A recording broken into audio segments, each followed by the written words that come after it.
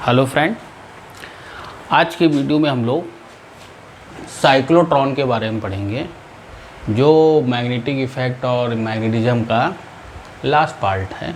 ठीक है ना। इसके बाद अपना जियो मैग्नेटिज्म स्टार्ट हुआ, उसके एप्लीकेशंस वगैरह रहेंगे। ठीक है। फिर मैग्नेटिक मटेरियल्स आता है चैप्टर्स में।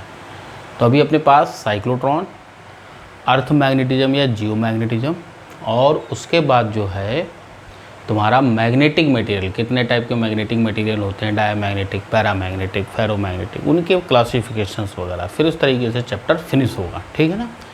तो आज के वीडियो हम लोग साइक्लोट्रॉन के बारे में पढ़ेंगे। साइक्लोट्रॉन के बारे में सबसे पहले साइक्लोट्रॉन किसने किया था, ठीक है, इंट्रोड्यूस या फिर प्रोड्यूस किया था, तो E.O. Lawrence and M.S. Livingstone ने। ठीक है ना।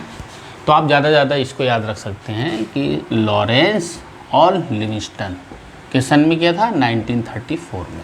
ठीक है। इसका यूज किस में करते हैं, it is use to accelerate charge particle और आयंस।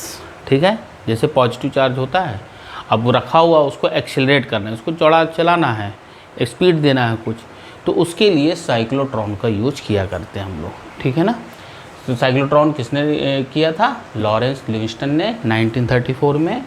और इसका काम किस में आता है, एक्सीलरेट चार्ज पार्टिकल और आयंस। इसमें एक थोड़ा सा रहता है, निगेटिव चार्ज पार्टिकल्स को नहीं कर सकते। दूसरा जो है अनचार्ज पार्टिकल को नहीं कर सकते, जैसे होता है न्यूट्रॉन्स। तो न्यूट्रॉन्स वगैरह जो भी चार्जलेस होते हैं उनको नहीं कर सकते। सिर्फ ज़्यादातर किसको कर सकते हैं, चार्ज पार्टिकल, जैसे प्रोटॉन हुए, अल्फा पार्टिकल हुए, ठीक है, उनको कर सकते हैं, या फिर पॉजिटिव आयंस कर सकते हैं, या नेगेटिव आयंस कर सकते हैं। लेकिन इसमें जो एक्सेप्शंस आएगा कि इसमें चार्जलेस, जैसे चार्जलेस, तो चार्जलेस कौन सा है अपने पास, न्यूट्रॉन।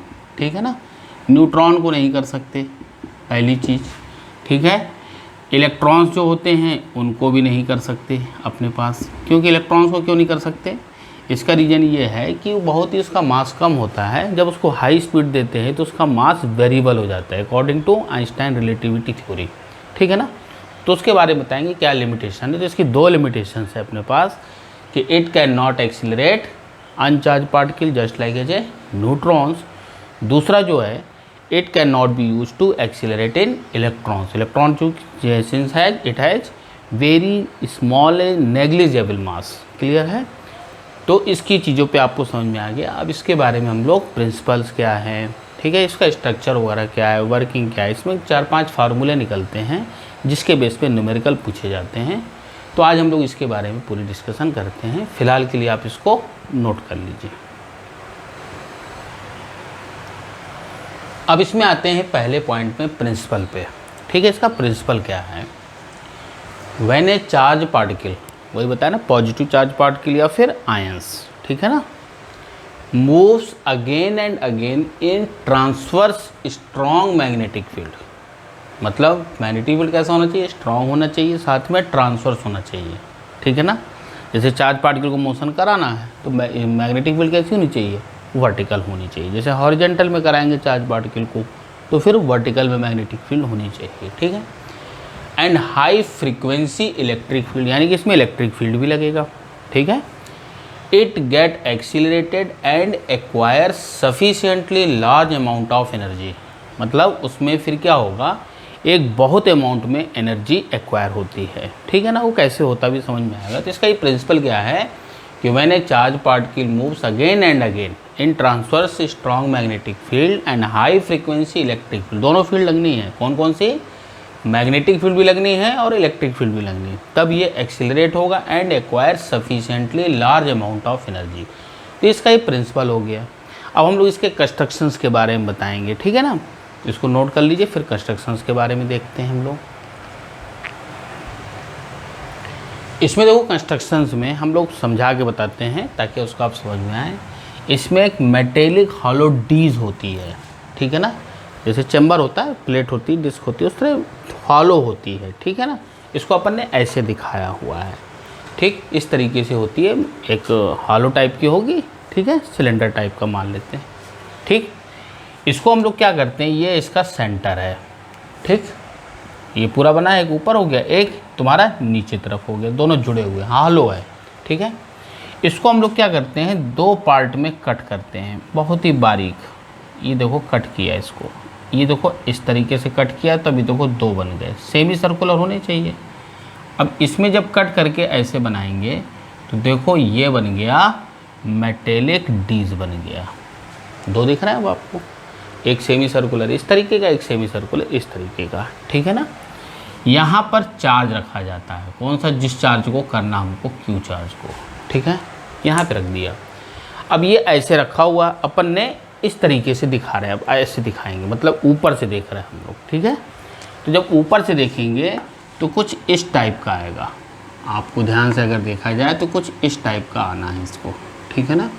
ये बनाया, एक सेमी सर्कुलर ये बना दिया, एक दूसरा सेमी सर्कुलर ये बना दिया, 2 पार्ट में इसको कट करके अलग अलग कर दिया हम लोग ने, ठीक है। इसी तरीके से हो जाएगा, लेकिन हालो है अंदर से, ये ध्यान रखिएगा, ठीक है ना।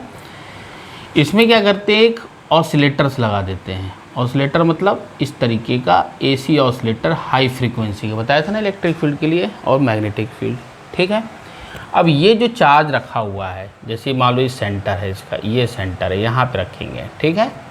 यहाँ पे रखा, इसमें हाई एक्सीलेटर एसी ऑसिलेटर लगा दिया इसमें, ठीक है ना। तो कहने का मतलब इसको हम लोग क्या बोलेंगे, मेटेलिक डीज, क्या बोला जाएगा इसको, मेटेलिक डीज। डी शेप का होता है इसलिए इसको मेटेलिक डीज बोलते हैं। बस कैसा होगा, हालो होगा, ठीक है ना, क्लियर। हालो, HOLLOW, ठीक है, मेटेलिक है, हालो डीज है। ये ऑसिलेटर है, यानी एसी जो फ्रीक्वेंसी चेंज करता है, एक बार प्लस एक बार माइनस। तो जब इसमें चार्ज रखेंगे तो यहाँ पे देखो चार्ज रखा है, अब ये चीज़ यहाँ पे ऑसिलेटर जुड़ा हुआ है, एसी ऑसिलेटर, ठीक है ना, क्लियर है, समझ में आ रही चीज़। अब इसमें जैसे है मैग्नेटिक फील्ड कहाँ लगाएंगे, अब ये जो मैग्नेटिक फील्ड लगाना है, अब उसमें देखिएगा ध्यान से, ऊपर एक मैग्नेटिक पोल लगा देंगे, एक पोल ये लगा दिया, जैसे ऑसिलेटर हटा दे रहे इसको, एक मेटल्स ऐसे लगा देंगे, एक मेटल्स ऐसे लगा देंगे, ठीक है ना। ये 2 पोल्स लगा दिए हम लोगों ने, एक मान लेते हैं नॉर्थ, एक मान लेते हैं साउथ पोल है, ठीक है। तो ये मान लिया कि नॉर्थ और ये मान लिया साउथ पोल का मैग्नेट है। तो मैग्नेटिक फील्ड की डायरेक्शन कहाँ से कहाँ होगी, नॉर्थ से साउथ की ओर होती है। तो मैग्नेटिक फील्ड की डायरेक्शन कैसी हो जाएगी, अब मैग्नेटिक फील्ड की डायरेक्शन वर्टिकल हो गई। ये देखो मैग्नेटिक फील्ड है, ठीक है ना, ये मैग्नेटिक फील्ड की डायरेक्शन हो गई। क्लियर है कि नहीं क्लियर है भाई साहब, इतनी चीज़ें अपने पास बन गई, ठीक है, क्लियर है। इसको थोड़ा सा ड्रा कर लीजिए, इसको D1 कर लीजिए, इसको क्या लिख लीजिए, D1 डीज, और ये क्या हो गया D2 डीज, ठीक है। मेटेलिक है, ध्यान रखिएगा, बनाइए इसको, बना लीजिए, फिर आगे बढ़ते हैं हम लोग।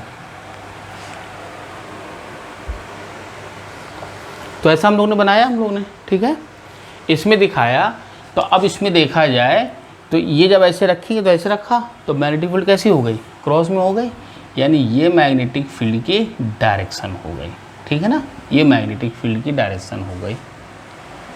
क्लियर है कि नहीं क्लियर है सबको, हाँ जी। ये भी मैग्नेटिक फील्ड लग गया, इसके अंदर अपन दिखा नहीं रहे हैं ना, पूरा है। अब यहाँ पे देखा जाए तो इलेक्ट्रिक फील्ड इनके बीच में है, यानी ये चीज़ क्या हो गई, गैप, ये क्या हो गया, गैप, दोनों बीच में एयर आ गई, ठीक है। यहाँ पर इलेक्ट्रिक फील्ड इस सेक्शन में क्या होगा, इलेक्ट्रिक फील्ड 0 होगी, बट मैग्नेटिक फील्ड 0 नहीं होगी। यहाँ पर भी वही चीज़, इलेक्ट्रिक फील्ड 0 होगी और मैग्नेटिक फील्ड 0 नहीं होगी। लेकिन इस गैप में क्या होगा, इलेक्ट्रिक फील्ड 0 नहीं होगी और मैग्नेटिक फील्ड 0 हो जाएगी, इस गैप में नहीं है, ठीक है ना। यहाँ पे वर्क नहीं करेगा, इसमें इलेक्ट्रिक फील्ड करेगा, ठीक है। तो यहाँ तक आपको क्लियर हो गया, समझ में आया होगा कैसा कंस्ट्रक्शन है, मेटेलिक डीज है, हॉलो मेटेलिक डीज है, चैम्बर टाइप का, ठीक है, उसके हिसाब से अपन चल रहे हैं। अब इसको बना लीजिए, अब इसमें वर्किंग आपको दिखाते हैं कैसे होता है, बनाइए। तो कुछ इस तरीके से आएगा, ये गैप हो गया और ये बाकी डीज का एरिया है, ठीक है ना। अब इसमें आपको देखिए, जैसे यहाँ पर कोई चार्ज रखा है, मान लो क्यू चार्ज था, यही तो चार्ज रखे थे हम लोग, ठीक है ना, क्यू चार्ज, पॉजिटिव चार्ज रखा हुआ है। अब इसमें क्या किया, जब ये गैप में है तो इलेक्ट्रिक फील्ड की डायरेक्शन इस तरफ से है। मान लो ये मान लिया कि उस किसी स्टैंड पे ये प्लस है और ये माइनस है, ठीक है। तो ये पॉजिटिव चार्ज क्या होगा, एक्सीलरेट होगा, इसकी तरफ बढ़ेगा, है ना, पॉजिटिव चार्ज। यानी ये चीज़ यहाँ से यहाँ पर आ गई, पहुँच गई, इसको कुछ ना कुछ वेलोसिटी मिल गई होगी, ठीक है। मान लिया यहाँ पे जीरो वेलोसिटी, यहाँ पे यू वेलोसिटी मिल गई, ठीक। अब ये जो है इंटर करेगा मैग्नेटिक फील्ड में। जब ये मैग्नेटिक फील्ड में इंटर करेगा तो इंटर करते ही इसको कौन सी फील्ड मिली, क्रॉस्ड मैग्नेटिक फील्ड। तो इसमें क्या है, मैग्नेटिक फील्ड की डायरेक्शन इधर, वेलोसिटी इधर, तो फोर्स कहाँ लगेगा, ऊपर की तरफ लगेगा। तो कहने का मतलब ये चार्ज पार्टिकल यहाँ से ऐसे जाएगा, ये ऐसे जाके सेमी सर्कुलर पाथ को करेगा। हम लोगों ने पढ़ा हुआ था पूरा semi circular path, semi circular path किया, ठीक है। यहाँ से u वेलोसिटी यहाँ पे मान ली v1 है, ठीक है, मान लो v वेलोसिटी हो गई। अब ये पार्टिकल यहाँ से फिर बाहर निकल आएगा। जहाँ से ये बाहर निकलेगा, ये पार्टिकल जैसे यहाँ से बाहर निकला, उसी स्टैंड पे इसकी फ्रीक्वेंसी क्या होती है, चेंज होती है। तो अब इलेक्ट्रिक फील्ड की डायरेक्शन इधर की तरफ हो जाएगी। जब इधर की तरफ हुई तो अब ये फिर यहाँ की तरफ बढ़ेगा, ठीक। अब ये जब यहाँ की तरफ बढ़ा तो बढ़ते बढ़ते यहाँ पहुँचा, तो यहाँ पे वेलोसिटी मान लें v1 हो गई। वेलोसिटी यहाँ पे देखा जाए तो v1 की वैल्यू क्या होगी, ग्रेटर देन v, ठीक है। अब जब फिर यहाँ पे आया तो फिर सर्कुलर, मैग्नेटिक फील्ड इधर, वेलोसिटी इधर, तो कहने का मतलब फोर्स अब नीचे की तरफ लगेगा। तो अब चूँकि यहाँ पर वेलोसिटी बढ़ गई तो अब इसका पाथ क्या हो जाएगा, थोड़ा सा बड़ा हो जाएगा, ठीक है, रेडियस बढ़ जाएगी। कि r इक्वल टू क्या था, mv/qb। जब वेलोसिटी बढ़ जाएगी तो रेडियस भी बढ़ जाएगी, ठीक। बाकी सब तो सेम है। अब यहाँ से फिर आया, फिर इलेक्ट्रिक फील्ड की डायरेक्शन उसी इंस्टेंट पे क्या होगी, फ्रीक्वेंसी फिर चेंज होगी। तो फिर ये क्या हुआ, डॉटेड करके फिर यहाँ पहुँचा, फिर वेलोसिटी बढ़ गई तो फिर ये चीज़ सेमी सर्कुलर किया। इस तरीके से कंटिन्यूअस क्या होता है, ये इसके अंदर मोशन करता जाता है और सेमी सर्कुलर पाथ बनाएगा।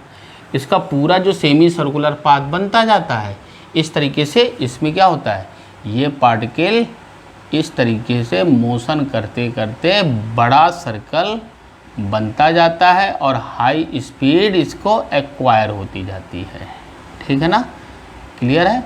और फाइनली क्या होता है, यहाँ से होता हुआ गया और फिर फाइनली यहाँ पे एक विंडो टाइप का बना होता है। इस विंडो से चार्ज पार्टिकल बाहर निकल जाता है हायर वेलोसिटी के साथ, ठीक है ना। तो ये प्रोसेस इसमें चल रहा है, ये प्रोसेस में चल रहा है। अब इसका जो टाइम होगा t इक्वल टू कितना हो जाएगा, t/2, आधा सर्किल है ना, तो आधा टाइम लगेगा। और t इक्वल टू अपने पास क्या होता था, 2πm/qb। तो सब आगे बताएंगे मैथमेटिकल। फिलहाल ये इसका कंस्ट्रक्शन, ये इसकी वर्किंग हो गई कि कैसे ये काम कर रहा है, ठीक है। इसको डायग्राम को बना लीजिए, फिर आगे मैथमेटिकल टर्म्स अपन बताते हैं। तो हम लोगों ने इस तरीके का पाथ देखा था। यहाँ पर क्या बना था, गैप बना था यहाँ पर, ठीक है ना। ये क्या था, गैप का था काम, ठीक है ना, ऐसे तो था। अच्छा एक चीज़ देखो, ये कितने सर्कल लगाएगा, जितनी डीच की रेडियस है, उससे ज़्यादा चक्कर तो लगा नहीं पाएगा, उसके बाद बाहर निकल आएगा, ठीक है। तो इसमें यहाँ तक का टाइम कितना बताया था, t इक्वल टू t/2, ठीक है ना, आधा टाइम लगेगा पूरा सर्किल का। अब इसमें देखा जाए तो इसका एक्चुअल पाथ कैसा होगा, कैसा पाथ होगा, एक्चुअल मोशन स्पाइरल होगा। स्पाइरल मतलब बढ़ता जाएगा, ठीक है ना। एक चीज़, ये जो गैप होता है वो अपन ने बहुत बड़ा गैप दिखाया था, लेकिन गैप बहुत ही स्मॉल होता है, तो गैप बहुत कम से कम होना चाहिए, ठीक है ना, पहली चीज़। Next, the semi circle form should be small. ये सर्कल्स जो बनने चाहिए वो छोटे छोटे से बढ़ने चाहिए। जितने ज़्यादा चक्कर काटेगा उतनी ज़्यादा एनर्जी होगी। तो इसीलिए गैप को स्मॉल रखने से क्या होगा, the semi circle form should be small so as to increase number of circle या नंबर ऑफ रिवॉल्यूशन। कितनी बार चक्कर काटता है, जितने चक्कर ज़्यादा काटेगा उतनी एनर्जी क्या होगी उसकी, चार्ज पार्टिकल की बढ़ती जाएगी, यानी कि एक्सीलरेट होता जाएगा, ठीक है ना।